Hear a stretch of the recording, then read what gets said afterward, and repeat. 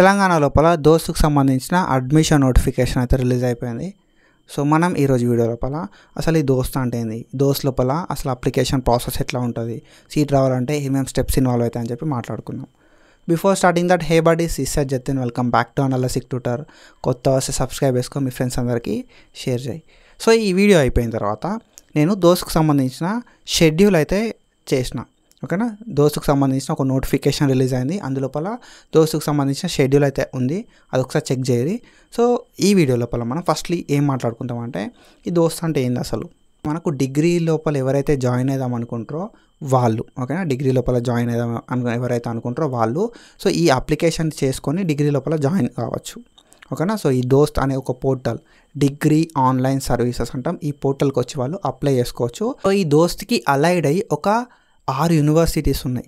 మన తెలంగాణ లోపల ఉన్న డిగ్రీకి సంబంధించిన యూనివర్సిటీస్ అన్నీ కూడా ఈ దోస్త్ కిందనే ఉంటాయి. అంటే నువ్వు దోస్త్ లోపల అప్లై చేసుకొని ఏ కాలేజీలో అన్నా జాయిన్ కావచ్చు తెలంగాణ లోపల. ఆల్మోస్ట్ వీ హ్యావ్ 970+ కాలేజెస్, 970 కాలేజీలలో నువ్వు ఈ అప్లికేషన్ తోటి, దోస్త్ అనే ఒక సింగిల్ అప్లికేషన్ తోటి నువ్వైతే సీట్ తెప్పించుకోవచ్చు. సో ఇట్లా వస్తుంది సీటు అని చెప్పి మనం మాట్లాడుకుందాం. దానికంటే ముందు ఎవరైతే దోస్త్కి అప్లై చేద్దాం అనుకున్నారో, ఎవరైతే డిగ్రీ చేద్దాం అనుకుంటున్నారో వాళ్ళైతే పక్కాగా 10+2 అనేది క్వాలిఫై అయి ఉండాల్సి ఉంటుంది, ఓకేనా. సో ఇప్పుడు వెన్ ఇట్ కమ్స్ టు ఈ దోస్త్ లోపల ఫస్ట్ ఏం చేయాలంటే, దోస్త్ లోపల ఫస్ట్ నువ్వు చేయాల్సింది ఏంటంటే రిజిస్ట్రేషన్ చేసుకోవాలి. సో ఏంది బ్రో ఈ రిజిస్ట్రేషన్ అంటే, మనం ఆధార్ కార్డ్ తోటి, ఓకేనా, మన మొబైల్ నెంబర్ తోటి మనం రిజిస్ట్రేషన్ చేసుకుంటాం. Aadhaar card mobile number link ఉండాల్సి ఉంటుంది ఈ రిజిస్ట్రేషన్ కావాలంటే. అండ్ దాంతోపాటు ఆధార్ కార్డ్ లోపల ఉన్న డీటెయిల్స్ అండ్ ఎస్ఎస్సి మెమోలో ఉన్న డీటెయిల్స్ అయితే లింక్ అయి ఉండాల్సి ఉంటుంది అన్నట్టు, సేమ్ ఉండాలి. ఆధార్ కార్డ్ లోపల ఏ నేమ్ ఉంటే అదే నేమ్ ఉండాలి, డేట్ ఆఫ్ బర్త్ అదే ఉండాలి, సర్ నేమ్ అదే ఉండాలి, ఫాదర్ నేమ్ అదే ఉండాలి, అన్ని డీటెయిల్స్ అయితే సేమ్ ఉండాల్సి ఉంటుంది ఆధార్ కార్డ్ లోపల, ఎస్ఎస్సి మెమో లోపల. అండ్ ఆధార్ కార్డ్కి మొబైల్ నెంబర్కి లింక్ ఉండాలి. అట్లయితే మనం దోస్త్ లోపల రిజిస్ట్రేషన్ చేసుకోగలుగుతాం. First step registration. Second step ఏమో ఫీ పేమెంట్ అనేది చేయాలి. సో ఈ ఫీ పేమెంట్ అనేది మనం యూపీఐతోని, డెబిట్ కార్డు, క్రెడిట్ కార్డ్స్ తోటి, టీ వ్యాలెట్ తోటి చేసుకోవచ్చు. సో అరౌండ్ మనం 200 రూపీస్ అయితే పే చేస్తాం ఫస్ట్ ఫేజ్ అయితే. సెకండ్ ఫేజ్, థర్డ్ ఫేజ్లో అప్లై చేసుకుంటే 400 రూపాయలు అయితే పెట్టి అప్లై చేసుకుంటాం అన్నట్టు. ఫస్ట్ ఫేజ్ లోపల 200, second phase or third phase అయితే 400 అయితే పే చేయాల్సి ఉంటుంది. And when comes to third thing, so first ఏమో రిజిస్ట్రేషన్, సెకండ్ ఏమో ఫీ పేమెంట్, థర్డ్ ఏమో అప్లికేషన్ ఫిల్లింగ్.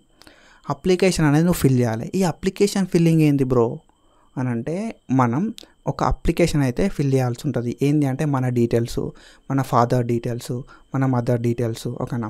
సో మన ఫాదర్ నేమ్, మదర్ నేమ్, మన ఈమెయిల్ ఐడి, మన మొబైల్ నెంబరు, ఫాదర్ వాళ్ళ మొబైల్ నెంబరు, సో కొన్ని డీటెయిల్స్ అయితే ఉంటాయి. క్యాస్ట్, ఇన్కమ్, స్టడీ డీటెయిల్స్ అవన్నీ కూడా మనం ఎంటర్ చేయాల్సి ఉంటుంది. నువ్వు ఏ గ్రూప్లో చదివినావు, ఎన్ని మార్క్స్ వచ్చినాయి, అవన్నీ కూడా ఎంటర్ చేస్తే మనకు ఈ థర్డ్ స్టెప్ కూడా అయిపోతుంది, ఫామ్ ఫిల్లింగ్ అనేది, ఓకేనా. 3 స్టెప్స్ అయిపోయినాయి.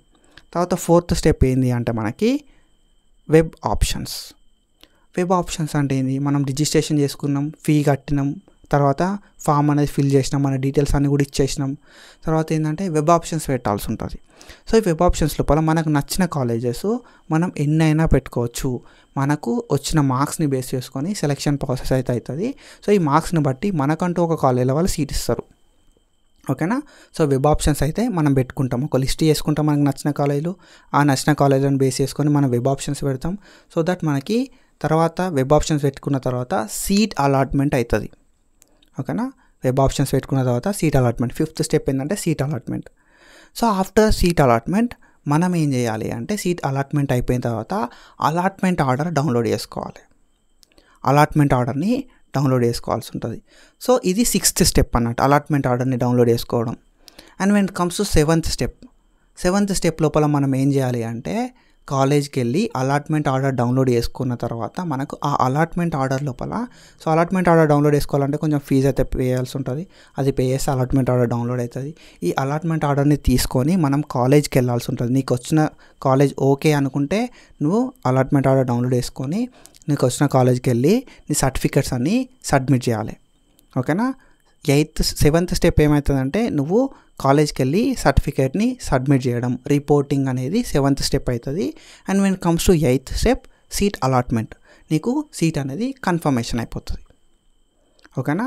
ఫస్ట్ స్టెప్లోనేమో రిజిస్ట్రేషన్ చేసుకున్నావు, ఓకేనా, ఆధార్ కార్డ్ తోటి, మొబైల్ నెంబర్ తోటి. సెకండ్ స్టెప్లో ఫీని కట్టినావు, థర్డ్ స్టెప్లో ఏం చేసినావు, ఫామ్ని ఫిల్ చేసినావు. ఫోర్త్ స్టెప్లో వెబ్ ఆప్షన్స్ పెట్టినావు.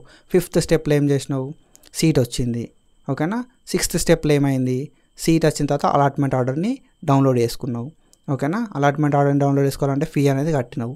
సెవెంత్ స్టెప్ లోపల ఏం చేసినావు, ఫీ కట్టినావు కాబట్టి మనం కాలేజ్కి వెళ్ళినాం, అలాట్మెంట్ ఆర్డర్ వచ్చింది మనకు, కాలేజ్కి వెళ్ళి సర్టిఫికేట్స్ అన్ని సబ్మిట్ చేసినాం. ఎయిత్ స్టెప్లో సీట్ అనేది కన్ఫర్మ్ అయింది.